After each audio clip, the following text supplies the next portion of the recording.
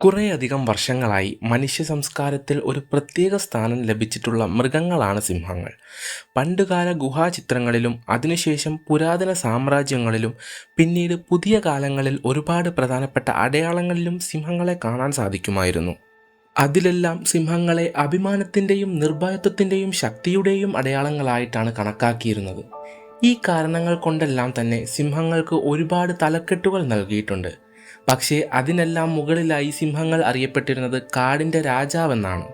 ഈ തലക്കെട്ട് സിംഹങ്ങൾക്ക് ലഭിച്ചതിനെക്കുറിച്ച് ഒരുപാട് ഇതിഹാസങ്ങളും കെട്ടുകഥകളും നിലനിൽക്കുന്നുണ്ട്. പക്ഷേ ഈ ഇതിഹാസങ്ങൾക്കും കെട്ടുകഥകൾക്കും പുറമെ ചോദിക്കുന്ന മറ്റൊരു ചോദ്യമുണ്ട്: ശരിക്കും സിംഹങ്ങൾ കാട്ടിൽ ജീവിക്കുന്ന മൃഗങ്ങൾ തന്നെയാണോ? ഈ ചോദ്യത്തിൻ്റെ ഉത്തരം അല്ലെന്നാണ്. സിംഹങ്ങൾ പുൽമേടുകളിൽ ജീവിക്കുന്ന മൃഗങ്ങളാണ്. പിന്നെ എങ്ങനെയാണ് സിംഹങ്ങൾക്ക് ഈ രാജകീയമായ പദവി ലഭിച്ചതെന്ന് നമുക്ക് നോക്കാം.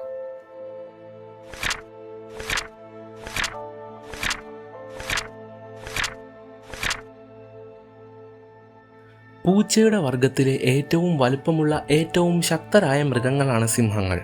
പ്രായപൂർത്തിയായ ഒരു സിംഹത്തിൻ്റെ ഭാരം ഏകദേശം 150 മുതൽ 225 കിലോഗ്രാം വരെയാണ്. അവറ്റകളുടെ നീളം 2 മീറ്ററോളം ഉണ്ടാകും. അവറ്റകളുടെ പേശിബലവും ദൃഢമായ എല്ലുകളും ശക്തമായ താടിയെല്ലുകളും വലിയ വലിയ ഇരകളെ നിഷ്പ്രയാസം കീഴടക്കാൻ അവയെ സഹായിക്കുന്നു.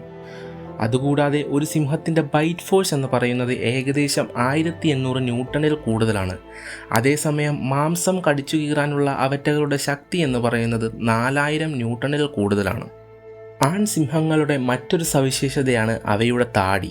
കറുത്ത കട്ടിയുള്ള താടിയുള്ള സിംഹങ്ങൾ അവയുടെ കൂട്ടത്തിലെ ഏറ്റവും ആധിപത്യമുള്ളവരാണ്.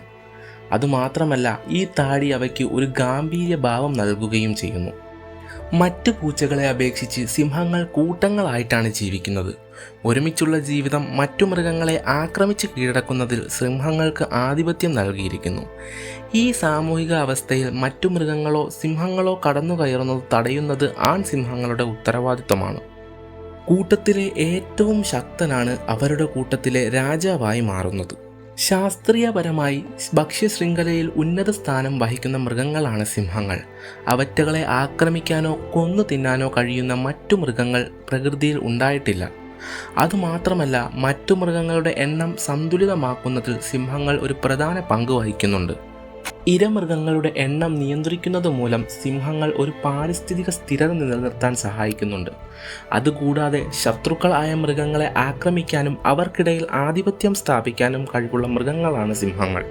സിംഹങ്ങൾക്ക് ആധിപത്യം നൽകുന്ന മറ്റൊരു കാരണമാണ് അവയുടെ ഗർജനം. സിംഹത്തിൻ്റെ ഗർജന ശബ്ദം ഏകദേശം 10 കിലോമീറ്റർ ദൂരം സഞ്ചരിക്കാനുള്ള ശേഷിയുണ്ട്. ഈ കാരണം കൊണ്ട് അവയ്ക്ക് അവരുടേതായ ഒരു പ്രദേശം സൃഷ്ടിച്ചെടുക്കാൻ സാധിക്കും. ഒരു കൂട്ടത്തിൽപ്പെടുന്ന എല്ലാ സിംഹങ്ങൾക്കും അവയുടെ കൂട്ടത്തിലെ മറ്റ് സിംഹങ്ങളുടെ ഗർജനം തിരിച്ചറിയാനുള്ള ശേഷിയുണ്ട്. ഈ കാരണവും വേട്ടയാടുന്നതിൽ ആധിപത്യം സൃഷ്ടിക്കാൻ സിംഹങ്ങളെ സഹായിക്കുന്നുണ്ട്. സിംഹങ്ങളെ കൂടാതെ വേട്ടയാടുന്ന മറ്റു മൃഗങ്ങളും കാട്ടിൽ ജീവിക്കുന്നുണ്ട്. അതിൽ ഏറ്റവും പ്രധാനപ്പെട്ടതാണ് കടുവകൾ.